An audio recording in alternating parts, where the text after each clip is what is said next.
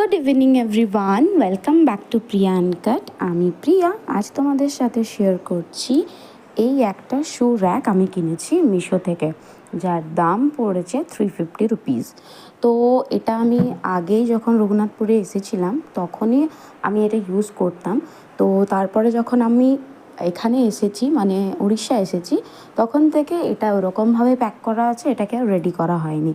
তো আজকে মোটামুটি 1-1.5 মাস হয়ে গেছে আসা, বাড়ি ঘর দোর এদিক ওদিক সব ঠিকঠাক করে রাখা হয়ে গেলেও এই শু র্যাকের কথা আমি একদমই ভুলে গিয়েছিলাম।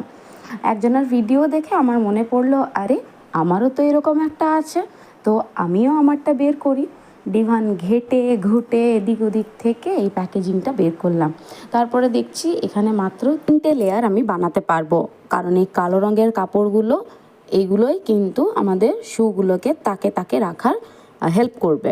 তো আমি এই কাপড়গুলো 3টেই খুঁজে পেলাম, কিন্তু এটা 6টা করা যায়। রঘুনাথপুরে এটা আমার করা ছিল, তখন 6টাই করা ছিল। তো যাই হোক, আমি যখন পেলাম না তখন ভাবলাম এই 3টে দিয়েই কেন কাজ শুরু করা যায়।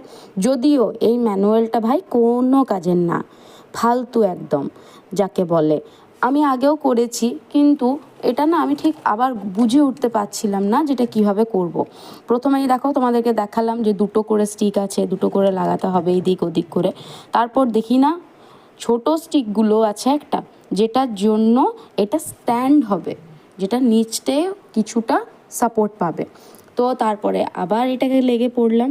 যদিও এটা 2 মিনিটের ভিডিও, কিন্তু ভাই এটা করতে আমার 1 ঘন্টা লেগে গেছে এই জাস্ট জিনিসটাকে বুঝতে।